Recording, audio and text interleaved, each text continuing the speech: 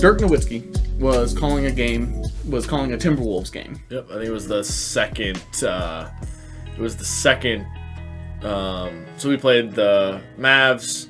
Then I think we played another team, and then we played the Mavs again. Yeah, and it was the second Mavs game. Yeah, so. And during that game, they were talking about Karl-Anthony Towns and how good he is.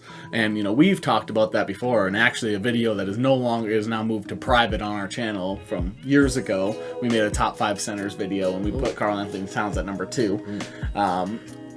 Probably would put him at number 1. That was probably the highlight of our... Oh, yes. They'll resurface one day. I don't know. I have him as private. But anyway, yeah, maybe if we ever do like a Patreon or something, that they'll get access to watch those old videos. Oh, man. But anyway, Dirk Nowitzki talked about how good Karl-Anthony Towns is and says that he has the potential to be the best big man of all time. Coming from the best European player of all time, you can't really say he's the best foreign player now because Giannis, Luka's moving up, but I think I'd rather have Dirk's career than Luka as of now. But Dirk's one of the best big men of all time. Big men of all time. And he was talking about how Karl-Anthony Towns has... I didn't write down the specific thing. Never mind.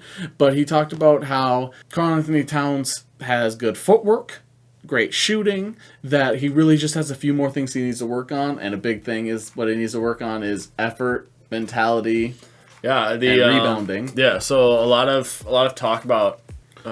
which we've said.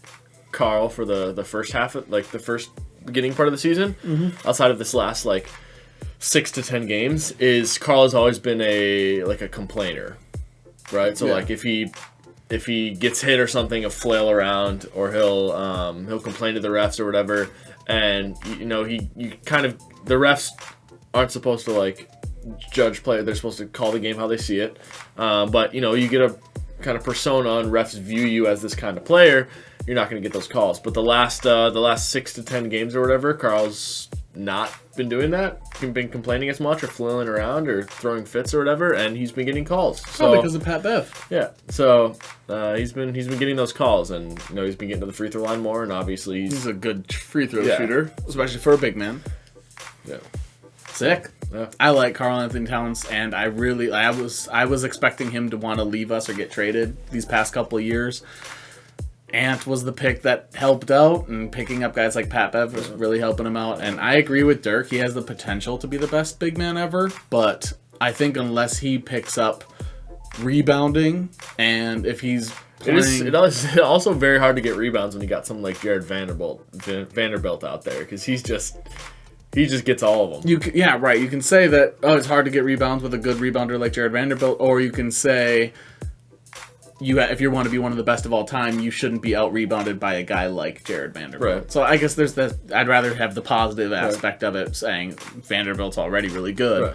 But it's also, we're the league shooting 3-point shots on such a higher clip.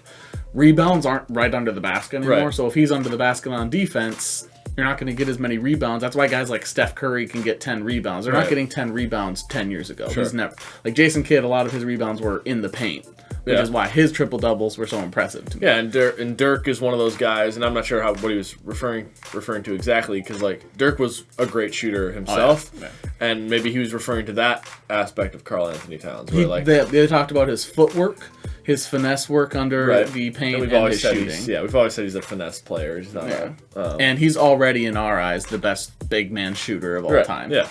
So. Dirk is probably second. Yeah. And then, depending on... Peja Stojakovic would be a power forward in today's game, but he was a wing in his time. Otherwise, Peja would be way up there, too. So, I just thought that was really interesting. We've said all that. Dirk must watch. He has to watch. Because we've said all that stuff multiple times in past weeks. So. But also... staying with Karl-Anthony Towns, they played the Lakers the other day, and he injured Anthony Davis because he was playing too rough on Anthony Davis. Yeah. He did the. So we talked about last episode or the episode before. We talked about it. Luka got a fine and a technical foul the second he did it. Yeah. Nobody knew what he did, and then it was caught on camera that he had done the too small thing. Does it all the time. Right, and apparently the NBA is supposed to be doing the NFL. The NBA is supposed to be doing technicals and fines the second you do a too small. And Karl-Anthony Towns backed down AD twice, and then put an easy layup over running him. back. He was like running, and then he was like, boop, like right. He did the too small.